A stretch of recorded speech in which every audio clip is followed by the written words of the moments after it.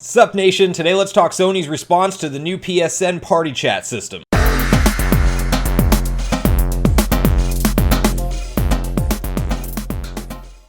Alright everyone, so today we're going to be talking about Sony's response to the very controversial 8.0 system firmware update. We actually have one of their VPs going on record and saying their response to this situation and essentially apologizing that it wasn't explained better. We're going to talk through the details of what they said this system is and what it will do, and then I also want to cover with you guys, because it sounds like it's definitely going to be a thing going forward, kind of how to avoid maybe any concerns about being banned or stuff like that. There's been a lot of rumors floating around the internet.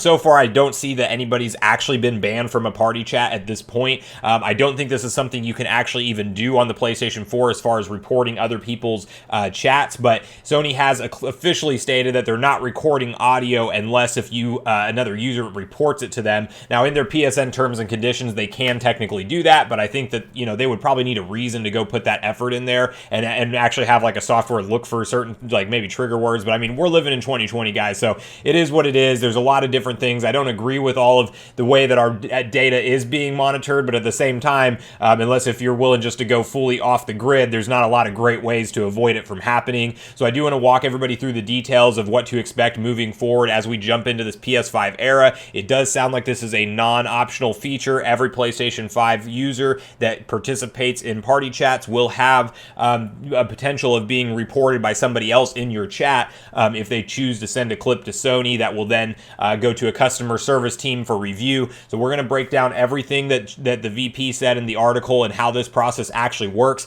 And then I did want to cover also Sony's actual code of conduct, because it clearly states that the VP said that if you're violating code of conduct, that's what gets you banned or what gets you basically under review. So I didn't know what their code of conduct was offhand. I thought it would be, you know, kind of interesting to go through that together and just see what to kind of look for and what to expect whenever this rule does go into effect. And then just quickly before we dive into all those details, I did want to invite everyone who's watching to join Sunbro Nation today. If you haven't done so already, do so by subscribing below. Hit the like button on this video if you enjoy the content today, and then make sure you turn on your bell notification icon so you're kept up to date with all the newest gaming and console news as we move forward closer and closer to this PlayStation 5 launch. But with that, guys, let's get into the details.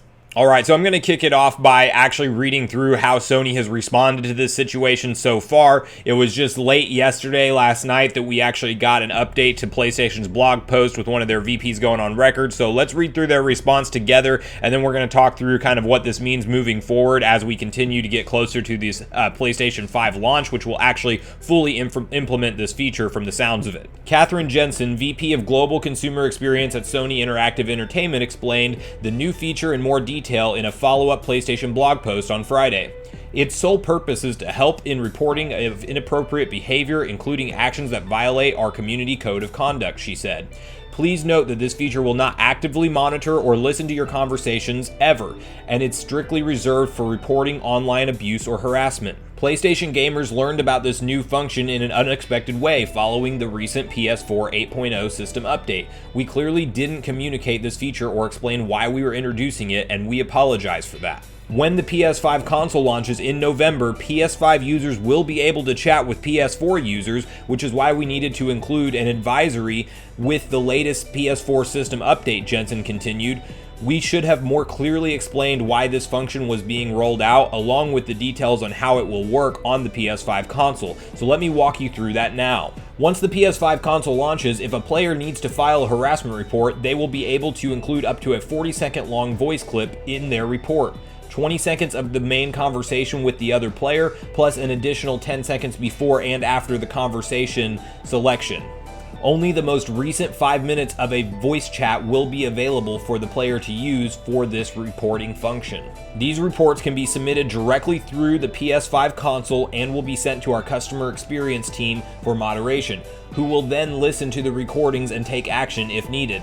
Some submitted reports won't be valid, and our team will take this as an opportunity to provide guidance and education. There won't be an option to opt out of this voice chat recording function because we want all users to feel safe when playing with others online, not just those who choose to enable it.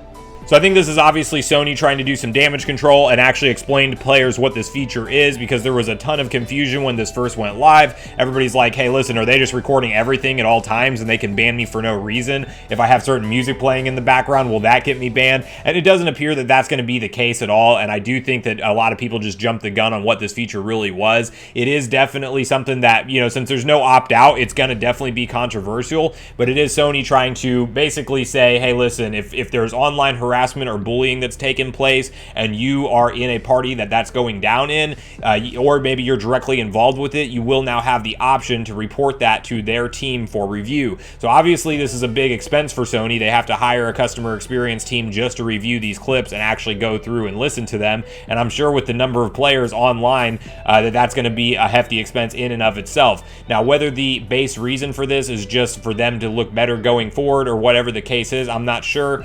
But it is here to stay on the PS5 moving forward regardless.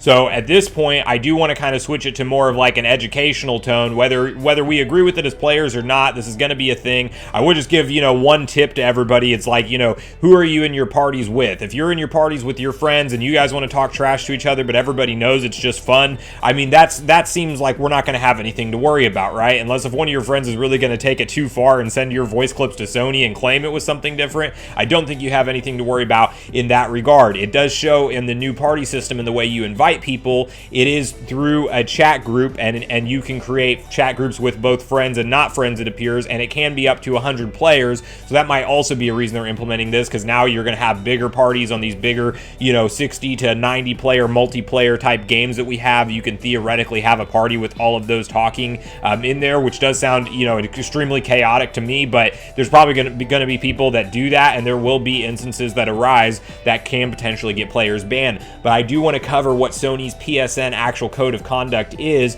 just for the simple fact of, as we walk forward, we need to know kind of what the things to watch out for are. And then I do think that, this is all really common sense stuff, and I'm not going to read through all the bullet points, but I will put it on the screen for you guys for review. And most of it is very straightforward and just what you would expect for any website or any social platform, anything where people are connecting. It's kind of the details that you would expect to have to abide by to be continued to be a user on their platform. So I don't think that this is anything that is a huge deal. I know a lot of people are jumping ship and potentially even going to Xbox over this, which is like, hey, that's fine. I wouldn't be surprised if we see Microsoft roll out something in the future, or if they're doing something similar to this in the background. I mean, we are in 2020, guys, and our information is constantly being monitored and recorded, and it's just part of the society that we live in nowadays. I'm not saying that it's just something that everybody should just go and accept and never have any red flags raised, but the reality is it's like, if you're watching this video on a phone, or just even on connected online at all, chances are, your information, you already have some kind of profile out there, and that's a whole nother can of worms, so I'm not going to get into all of that. But it is just something that,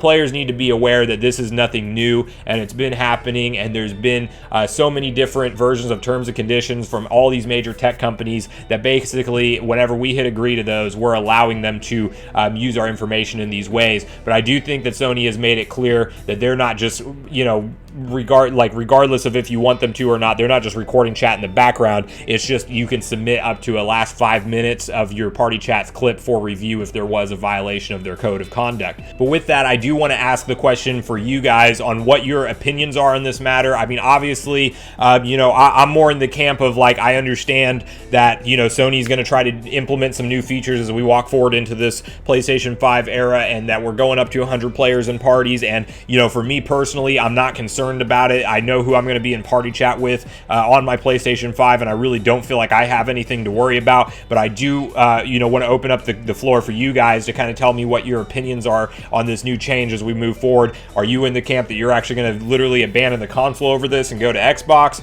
or maybe even PC like some people have said? Or are you more in the camp of, hey, this is something that's new, we're going to have to adjust to it, or you're just not really worried at all one way or the other? So I'd love to get that back and forth conversation started, so please leave me a comment down below and let me know your thoughts on that.